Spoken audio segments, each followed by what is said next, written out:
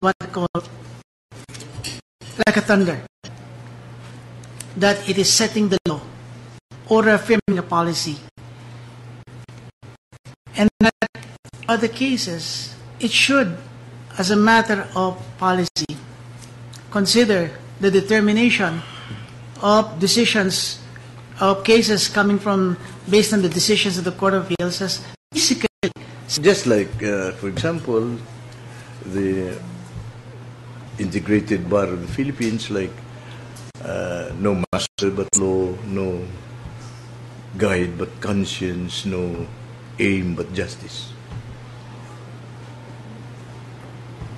Yes, Your Honor, the Supreme Court that serves primarily the needs of justice in this country, in all its aspects, Your Honor.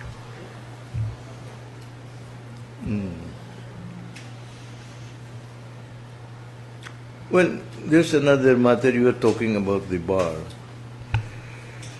I don't want to demystify bar top-notchers, but then there are several sectors which propose to abolish the bar.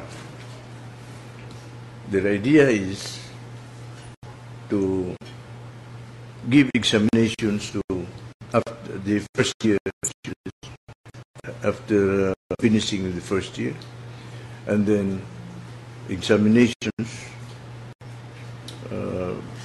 for the second year, examinations for the third year, and the examinations for the fourth year. Yes, sir.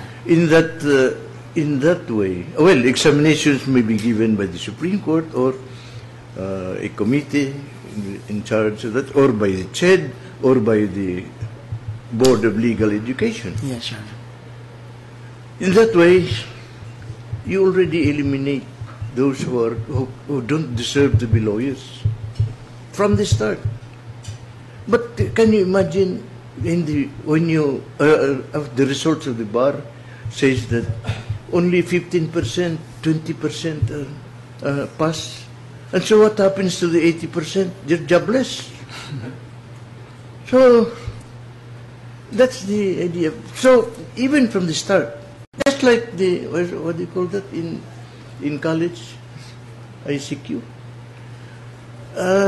Even from the start, you already eliminate those who do not deserve to be lawyers. What do you say to that idea? Yes, Your Honor, that would be good, but that means that you must play a very high, a very strong weight on the shoulder of the Legal Education Board, because it's possible, Your Honor, that it is possible that certain law schools are so differently situated that in order to attract students, at least to make their law school at least survive, that they begin to go down on the criteria of what we call academic excellence. I think that's the allure of the bar examinations, Your Honor. It is the hardest government exam being granted, and it usually epitomizes the work, the great intelligence, and the hard work of some of the brightest and most diligent men and women of this country. In other words, it is a mark of excellence. And therefore, if we can translate that, Your Honor, into the law schools, by all means. But that means that being able to accredit the law schools and being able to monitor them and ensure that only the best and the brightest, those who are qualified to enter the legal profession, are allowed to operate. And there's a system of checking this, Your Honor. Yes, that would work, Your Honor. But that means that we would have to close down almost half of the law schools in this country, because some of them are just graduating as bar results would show, more than half of them there are there are only a few who try to make money out of law schools. But really, there is no law schools do not make money. They want only the name. That's right, Your Honor. But well, one idea would also be to limit the number of law schools. That's true, Your Honor. I think that's the best. in Hong Kong, there are very few lawyers, only about 2 or 3. The reason is that there is no law school in Hong Kong. Yes. If you want to be a lawyer, you go to London to study law.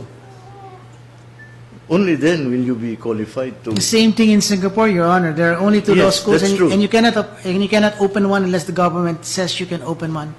That's how important the legal profession is in those societies, so that they make sure that not everybody can enter it unless he's so well qualified, and not everybody can survive it unless he is of that stuff. Because the greatest sin that you can impose into society is to unleash ignorant lawyers, Your Honor. They do all sorts of evils, consciously or unconsciously, Your Honor. And then there should be a delineation between a trial lawyer and the solicitor, like in England. Only the solicitor will only delay the proceedings if you allow him to go to trial. Yes. Whereas the barrister will be the trial. Thank you, Your Honor. Secretary Mosing. Thank you, Mr. Chairman. I just want to disclose that he was a former professor of mine at the Ateneo Law School. I believe he gave me a grade of 89. I have now no further clarifications.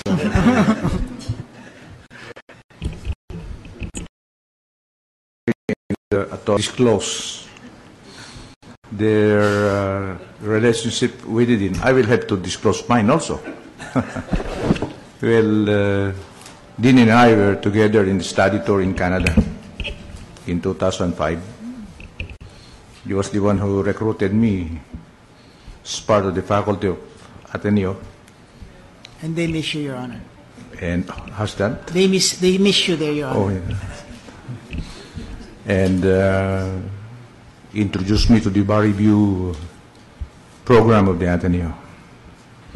Then we were also together many times in the academic council in the Philippine Judicial Academy, and also in the preparation of the bench books for judges, I think. Yeah.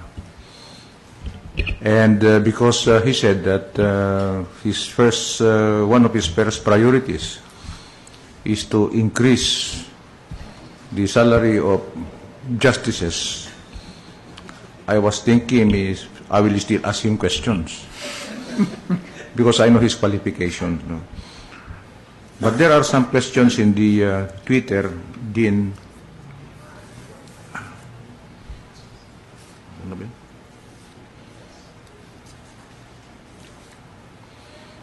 May nagtatanong na Muslim eh. His question is this: may I be pleased that questions be propounded to the CJ aspirants concerning their thoughts or perspectives for the development of Sharia, both as profession and judicial system in the Philippines per PD 1083. Can you answer this question? Yes, Your Honor. In the Philippine Judicial Academy, there is a particular department headed by retired justices, Muslim justices, who actually take care of the Sharia program. In fact, and they're part of the academic council. And in fact, much of the budget of PhilJA when it comes to training is training on Sharia courts, as well as a training on understanding within the areas where Muslim population are the highest of Sharia law, especially a comparison between civil law, personal law, and the Muslim code, and therefore, yes, there is such an important consideration given both in the Supreme Court through the PhilJA of being able to make sure that Sharia develops and the Sharia court system develops. And perhaps that's one of the things because the common complaint is that some of these are unfilled up in the South, Your Honor. Perhaps that's one of the other things that PhilJA should work with the with the